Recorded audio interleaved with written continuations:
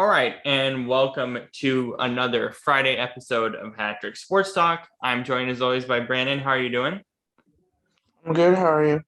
I'm good. It is finals week, technically, for me right now. So, because I'm trying to get everything done early for March Madness next week. So, doing some finals this weekend, getting a bunch of stuff done. Uh, and then we only have two classes next quarter, which is going to be really exciting. Nice. What was your finals experience like, Brandon? Media communications for us, I know school usually ends a little bit earlier, but what was your experience like doing like college finals and stuff? Uh, I found out like as I got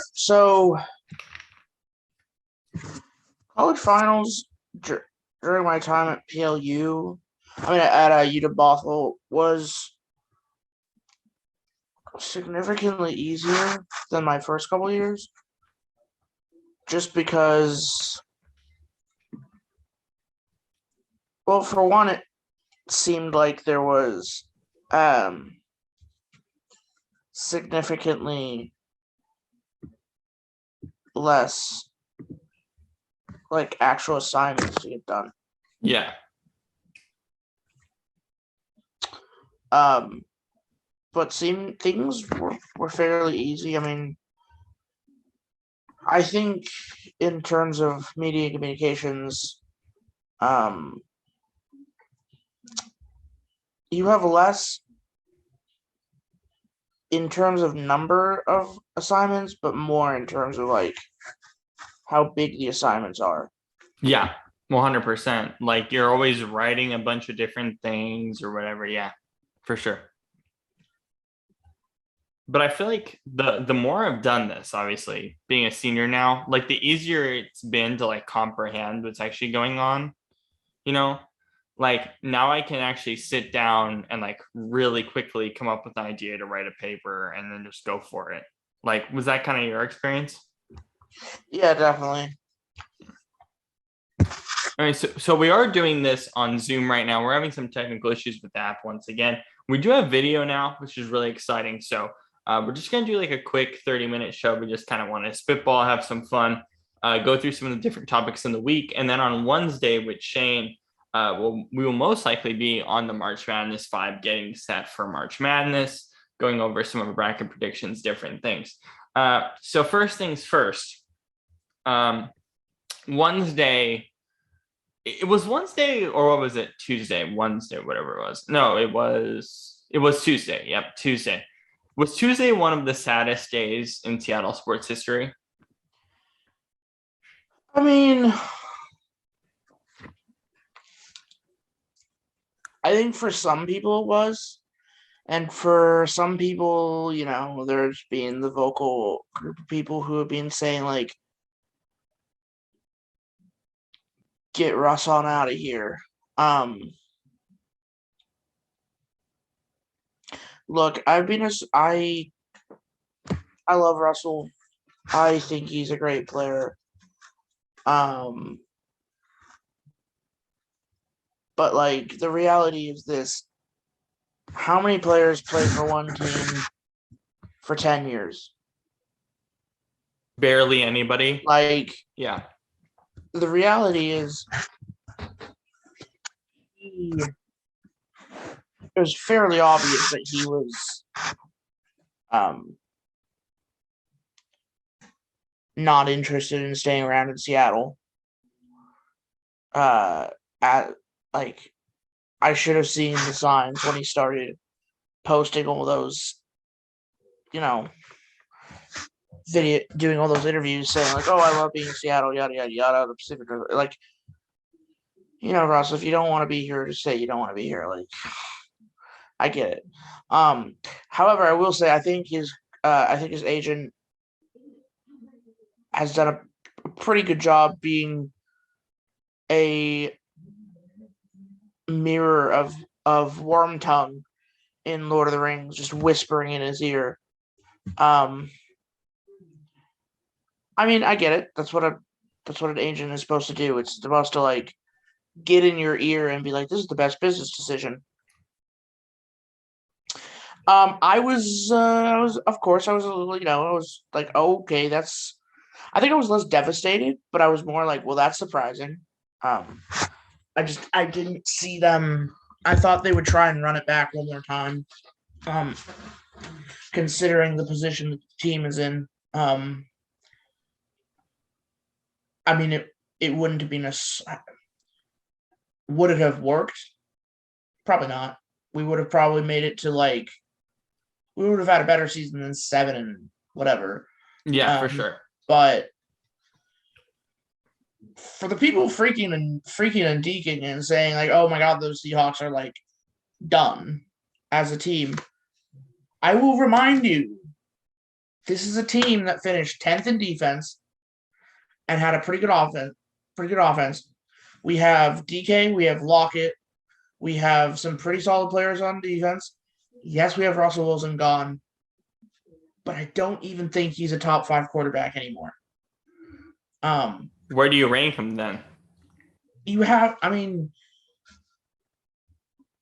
so you got Rodgers, you've got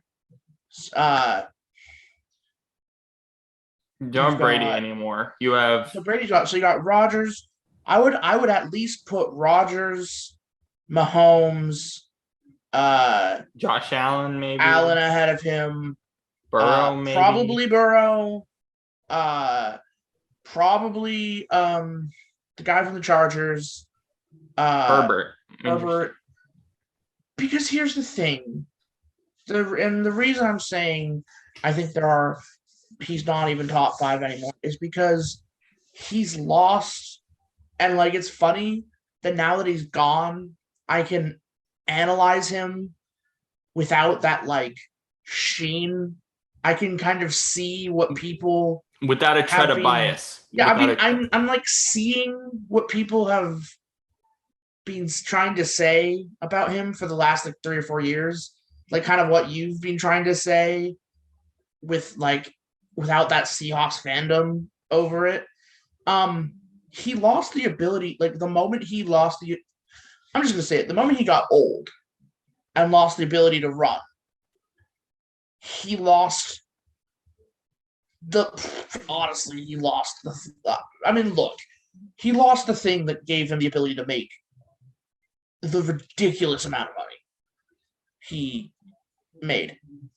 Like if he had managed to keep his ability to run for his whole career, we're probably talking about like 3 or 4 Super Bowls for the Seahawks.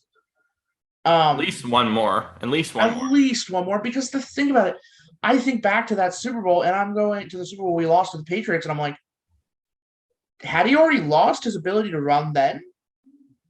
I mean, you're at the. It was slowing down. I remember I watched the game 2 years ago. You're at the 1 yard line, and I remember watching that, being like, Russell, this is what you're supposed to do. You're supposed to be able to snap the ball and run it. It started a little bit like he basically did that transition that I think that all those guys from 2012 kind of had to do, like 2012, 2013, maybe 2011 as well. Like I think Cam and Russell are good examples in this. Is that like, or mostly Russell than anyone else? Yeah. Is that like they kind of had to realize, and this is something that I think Lamar has to do, is that you have to realize that you have to be a pocket passer first. Right. But you still, I think what we're learning with the Burrows, the Herberts, the Mahomes of the world is that you still have to have a running ability. You have to have a running component to succeed in the next 5-10 years in the NFL. Yeah. You really do. And I would say with Russ, I've been following a lot of what like the Broncos media is saying. I'm getting a pretty good laugh out of it because they're acting like they're getting Russell straight out of the draft, Wilson. Like, no, you're getting a Russell Wilson who has 10 years as a Seahawk on his resume, Wilson. Like, you're getting a player who usually at this point in their career would be, as a quarterback, would be looking at the time and going, it's about time to wrap it up. Like, is this harsh or am I right on this? Is this Peyton Manning 2.0 for Denver? 100%. I mean, 100%. Now that I'm thinking about it more, it's like this is more of an indictment of how bad they are at drafting quarterbacks. Well, yeah, because they have to go out and they have to get a quarterback that has already had success somewhere else that was drafted by a better organization. And if you think about it, it's directly comparative. Like Indianapolis, great player, went to a bunch of divisional rounds, made one Super Bowl, or did he make two? I think, either way. He made one Super Bowl, won the Super Bowl, is considered a great player, lots of stats. Russell shares a lot of those stats with him, except Russell went to 2, won 1, should have won the other. Got poached in a somewhat salty manner from Indianapolis, got poached from Seattle. Yeah. Very, and here's what I'll say. It was smart. It was a smart move by Russell to say, I'm going to go to Denver. No, it was very smart. Denver is the best place for him. What does he do a lot? He does a lot of deep, high lobbing balls. He has a good receiving core, too. That does that well. Is very high. Yeah, you say he has a good receiving core? This man, oh my God. Apparently, Russell Wilson has been saying he's playing with a JV. He's been playing with JV players. The fuck are you talking about, Russell? You have 2 of the greatest wide receivers in the game right now. And you have Cortland Sutton now. You have Tim Patrick. So you have more of a developing core right now. Robert, let's be honest. They're not the same level. Those but I'm two, just saying. Those two had like 5 touchdowns between them. Yeah. In the last 2 years. Yeah. I'm not saying the receiving core is good, and they don't have Noah Fant, who has been like their main guy. They got rid of. They said I was shocked. I was like, "You're giving us like a top tight end, a pretty solid tight end one, pretty solid." I mean, okay. I mean, yeah, he doesn't have his stats on touchdowns aren't that high, but he's been working with freaking Drew Lock. Like, come on. His receiving stats for yards are amazing. Like his yards after catch. It makes me. It's obvious to me that we're not re-signing the guy from the Rams. What, Gino? No, the tight end that we got from the Rams last year. Gerald Everett. Yeah, I don't think we're re-signing him. Yeah, no. Was he was on a 1 year, correct? Yeah. He was on a 1 year. Yeah. And look, I love Russell. I probably am going to get a Russell Wilson Broncos jersey just to have one. That jersey looks sweet. It looks good. I think orange is a dumb color. He will always look more natural as a Seahawk. The man will probably, when he give him a couple years, he'll be fine. I don't think he's the salty type. He'll probably go into the Hall of Fame. No, he's first ballot. Not probably. I guarantee you he'll end his speech by going, "Go Hawks," and everybody will love him again. He's going to get inducted into the Seahawks Hall of Fame. He's going to go into the Ring of Honor. Probably the day when he comes back, when the Broncos play the Seahawks, they'll throw a big old party for him and well-deserved one. Retire the number 3. Look, I'm just going to say this, and then you can talk. It is well known that Russell Wilson was going to ask for $50 million or more. Mm-hmm. Yep. He does not deserve you. I've had this rant before. Does Aaron deserve that money? The last time we had this conversation about Russell getting it when his contract was coming up, that he signed, I said on the air, no quarterback should be paid this ridiculous amount of money. Well, Aaron just got paid it. I think it's presumably. I think it's dumb because guess what? They don't have any money to work with. Like, Yeah. Aaron Rodgers is stupid. He basically just blew his entire persona out of the water based from at any time, everything he's been saying about oh, I want to be able to win. I want to get pieces to work with and win. Well, apparently you want $200 million over 4 years. Yeah. So my whole thing with Denver, I wonder if you feel this way, because I've been thinking about a lot about what they gave up, right? So they gave up Drew Lock, all right, whatever. They gave up Shelby Harris, who is a pretty good linebacker, pretty underrated on that roster. Somewhat old, but somewhat old, but either way. Then you give up Noah Fant, you give up all those picks. Could you make an argument that with this trade, the Broncos as a roster is significantly worse than they were on Monday afternoon? Or well, no? I think the Broncos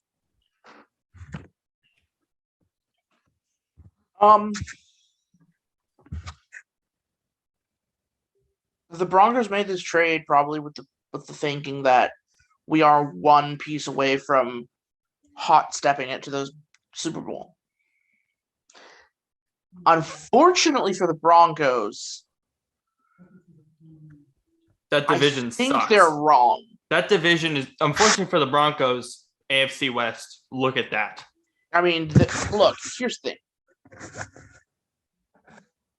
The reality is the Broncos are probably going to be third in the division. Yes. They don't have a running back. They don't have they're. I mean, yeah, you have Russell now, but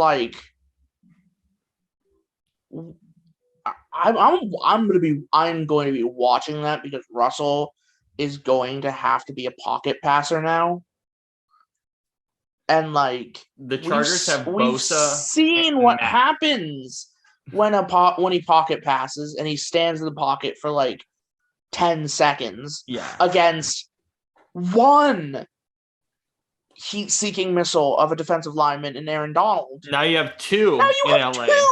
You have two in LA. Man, if I was talking to Shane about this, I was like, Shane, Russell must be so mad. He's like, I escaped Aaron Donald.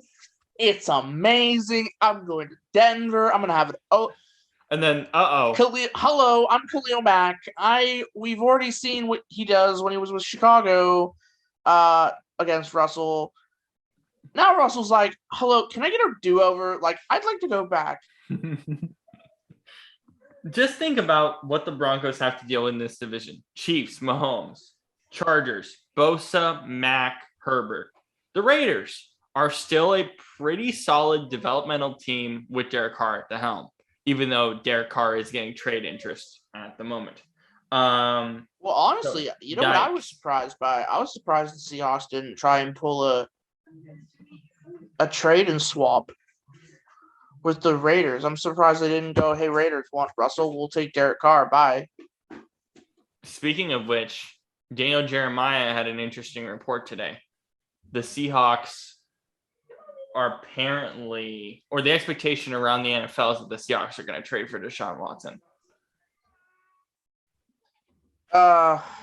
Which, and it just seems like a lateral move to me. I don't know what's the use for that. I'd rather just have a rookie quarterback. Deshaun Watson is, well, he's young. He hasn't played in over a year and a half. Yeah, but he's still a quarterback. I guarantee you he's been practicing and keeping his arm warm and whatnot. I still don't want him though. And here's my reason. I can as a fan, and I think most fans would agree, I would be fine with eating the 2022 season if it means that we set ourselves up for the beginning of dominance starting in 2023. You know what I mean? Eat the 2022 season, Use the number 9 pick. Use the number 9 Do pick not on Malik get rid of it. Willis. Use the number 9 pick on Malik Willis. I don't know about Use it on Malik. That's and then let's play. It's not even that good. Like, he was so good at the combine. Yeah, but like the combine doesn't tell you crap. Like, I mean, I get it. He's still a project. I personally, dude, I personally would go out this year. I would be like, okay, we got the number 9. Go and get yourself a really, really good defensive player with that number 9 pick. Are you fine starting Drew Lock for a year at $19 million? No, go get Geno. Get Geno Smith. You're gonna pay Drew Lock $19 million to sit on the bench? Yeah, tell him to fuck off and go sit on the bench for 1 year. Be like, have your free. Also, can we talk about what the hell were the Broncos doing paying Drew Lock $19 million?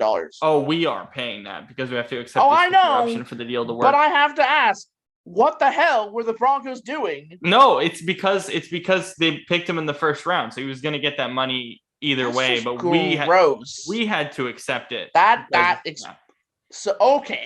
Okay, this explains a lot now about how we got this deal done. Yeah, because his contract is $19 million, so it helps with the money. They probably ate a lot of Russell's. That's why we have $43 million in cap room, because they're eating a lot of that money. But here's my thing. People are sleeping on Geno Smith's ability. Really? He had one good game last year. No, not at all. Dude, go back and watch the game. Go and watch the games that Russell was out in. Not the Rams game. The Rams game, he was great, but every other one, I was like, no, he kept us in. Like, in my opinion, he played well enough that, like, I personally, I think Geno Smith could, if he was the starter, like, if you gave him the keys and said, "You're the starter, have fun." With a team like Seattle, I don't know. I think he could be good. I personally would put him in over Drew Lock. I probably would too. But the fact that I'm paying him $19 million, I might just let him go. I mean, maybe Drew Lock will be magically better. I don't know. I don't think Pete Carroll's staff cares enough to really help him along there. On the defensive side, I think the thing that hurt the most on Tuesday was not the Russell Wilson move. That was more of like, I'm shocked. I'm excited to see him in Denver. It was going to happen potentially. We kind of figured that for 2 years, whatever. Bobby getting released, though, that was a stunner. Like like the Russell Wilson thing was a stunner, but that was something I was not even close to expecting. On top of the fact that the Seahawks didn't even tell him he was going to get cut, which I thought was crazy. But right now, the rumors are pointing to Dallas and also Denver. So what are your thoughts on the Bobby release and then Dallas and Denver as possibilities for him? I mean, I saw the Bobby release coming from a mile away. I mean, he's old. Like, he's lost a step. They are trying to get rid of the moment they got rid of Russ. I knew it was coming because I was like, okay, they want to rid the team. They want to get rid of all the old players, start over, build a squad. I like Bobby a lot. Sure, he'll find somewhere. I think he's weirdly. I think he'll go to Dallas. He'll find a way to make it to Dallas because Dan Quinn, but also the fact that he just has like the play style that I think Dallas, like, if he hadn't been hurt going into the combine in his year, that Dallas would have probably taken him. But yeah, that's what kind of made me realize that the days of old were done with the Seahawks for now. It was a good run. 2013 to 2021. Yeah. I can't wait to go back to 2011. It's gonna feel like 2011 again. What got me into football, and like, especially those first 4 years with Russ, were magical before Russ became a damn diva who just sought out money. I think Bobby going to Dallas would be really fun. That would be really interesting. I just don't like the fact that the team didn't tell him. Really, like I get it happens in the league, but that was a little well. weird.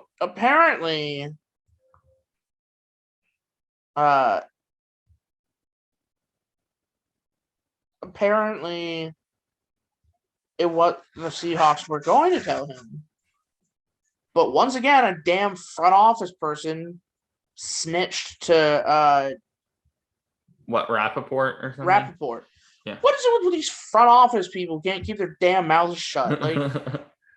Like you get like people get all pissed off with like the teams when it's like no, don't be mad at the teams. Like I don't think Pete Carroll and John Schneider would ever do that to a player. Yeah, I think it's just someone in the front office being like, "Hey, Rappaport, here's this." Yeah, like here's some goal. It's like no, like especially when you have Pete and John who were like really good friends with him. These guys have been with him, yeah. Yeah, like they won a damn Super Bowl together. Like, yeah, I don't know.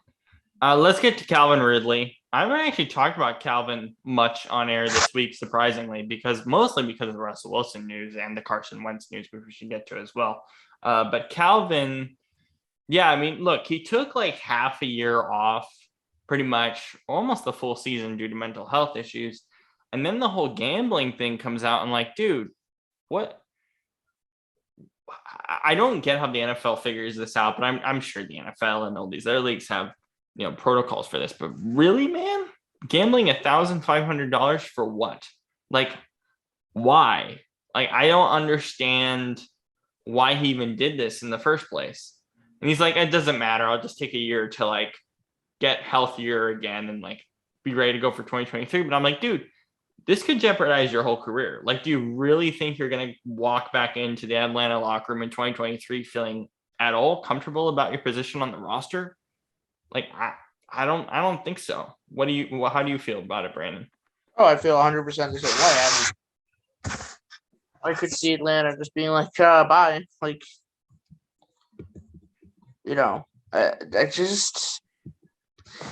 he's a good, but at the same time, he is arguably Atlanta's best. He is Atlanta's best receiver. So it's like,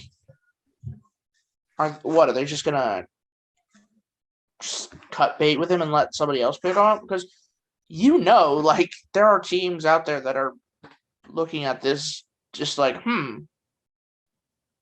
that could be fun. Like, yeah, I mean, I guess, but again, like a year off for these guys, even at the receiver position, I mean, you're basically giving a guy a job at, let's say, 16 million for the next 2023, 2024. I think it's like 16 million a year for both of those years. If you're any NFL team, are you really banking on paying that much money for a receiver when there are so many good guys in not only this draft class, but next draft class and moving forward? If you're an NFL team, do you really want to do that? No.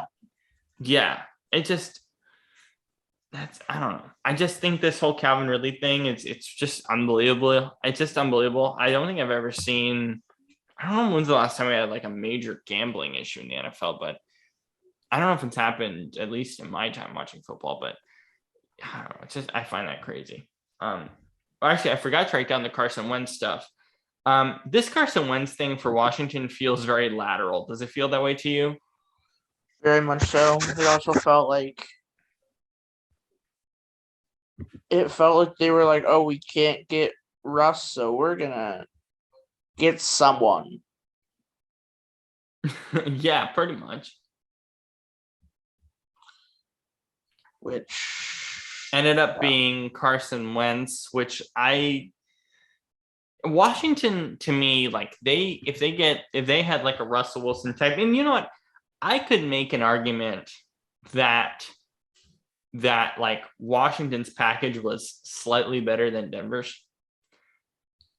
And I don't know if it was maybe because Russell's agent didn't want to go to Washington, but based on what we heard, it was like multiple first round picks, like maybe it was 3 first round picks. I don't know that we don't know the specifics of the deal. We'll never know it, but I wonder if Washington was not very happy when the Denver news broke because they were like, I think we gave a better package than that. A lot of executives didn't even like what Denver gave up. So, I mean, I don't really know, but yeah, when it comes to Washington, though, like this doesn't really do a lot for them, I feel. But for Indy, on the other side of things, how do you feel about where they're at now? They're about to embark on their fifth starting quarterback in 5 years. I mean, if you're playing on that team, how do you feel right now? Probably like that team was just going in circles, which honestly they are. Like they're just kind of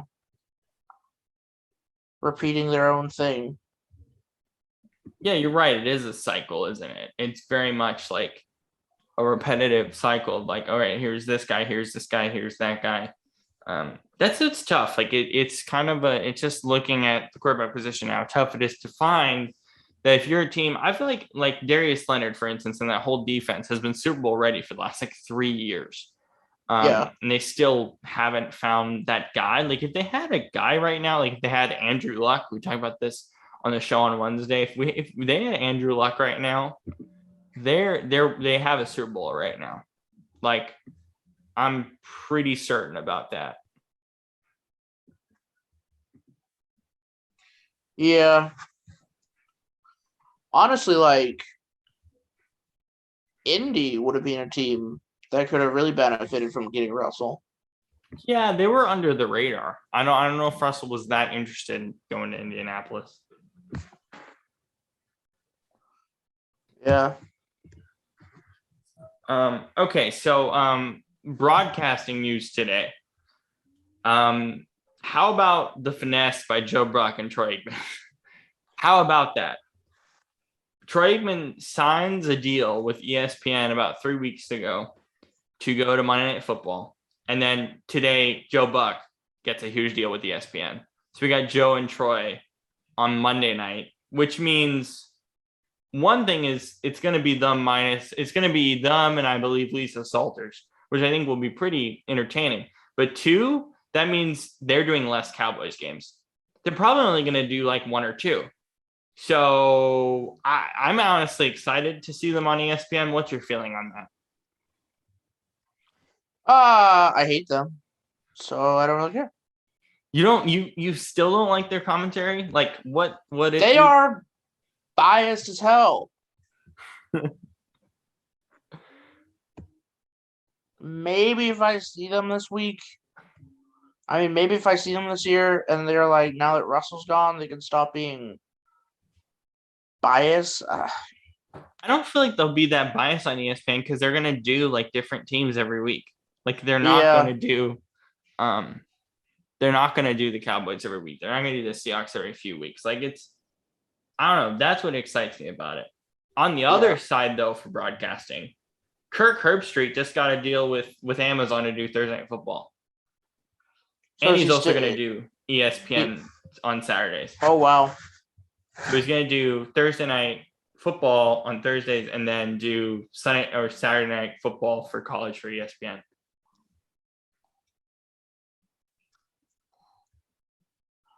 What are your thoughts on that? That to me, that excited me the other day. I was like, that's pretty dope. See, my only question is,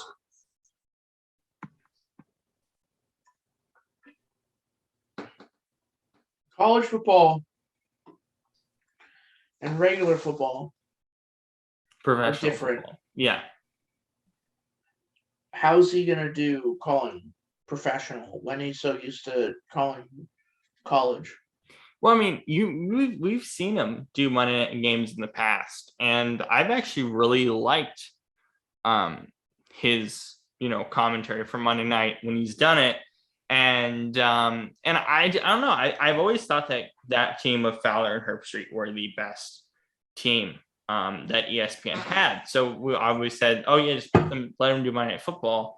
We'll see. We don't know who the play-by-play guy is going to be for that Thursday night yet. Maybe it will be Fowler. It'll be interesting if it is. But I personally feel that he's like the best man for that job that Amazon could have gotten. Like, yeah, it could have been Alan Troy. I don't know if I would have rather have seen that. I just think that he's the right guy. And I think just him doing both college and pro is still going to be really fun. The fact that we'll get to hear him twice a week.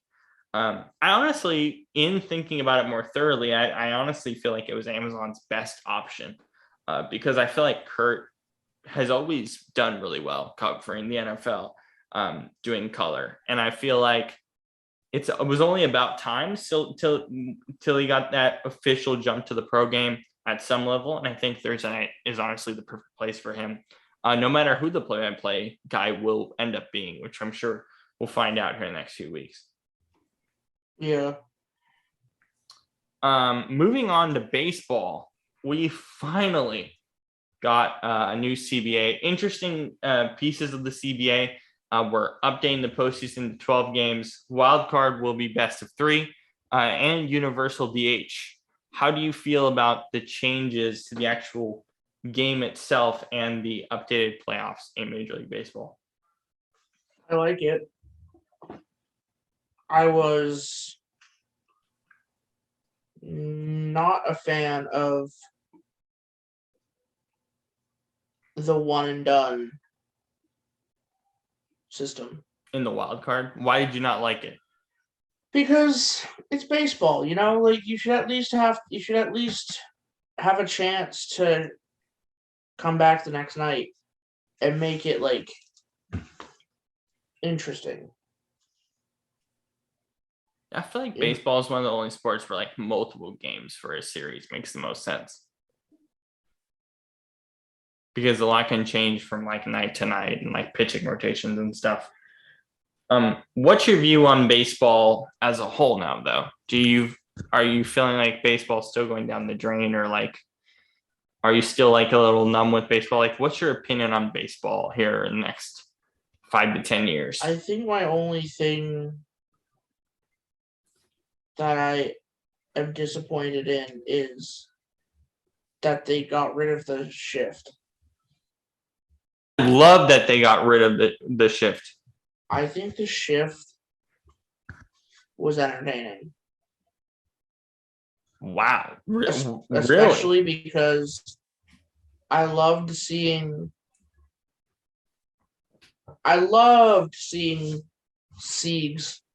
Seager beat the shift.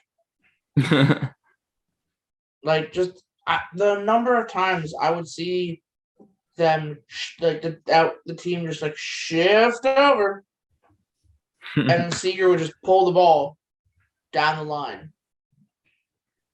and just be like, "Oh, that's funny, that's cute." Like, I feel like the shift was really dumb. I just thought it was really stupid. It's like, what's the use for just moving these guys around? Just put them in a regular spot and then move the shift. I don't think I think this, if I'm not mistaken from what I read, the shift is something they're actually going to, the no shifting is going to be done in 2023, not 2022. So It's something I think we'll wait another year for, if I'm not mistaken. But even so, I'm glad they got rid of it. I think universal DH, like you're looking at Albert Pujols' market right now. The Mariners are involved in that right now as well. The universal DH is going to help a lot of these older guys like have longer careers in Major League Baseball. So I think that's a really good thing. But also in the year we had universal DH in the pandemic year, I absolutely loved it. I thought it was a great change. Yeah. Other than that, any other topics you had for the day? No, I think that's it. Yeah, it's pretty much it. Super excited for March Madness next week. Can't wait to do shows around there. But other than that, that'll be us. That'll be it for us. I think we did like 40 minutes, so that's pretty good. And we will see you all on Wednesday night. Have a great night, everybody. See.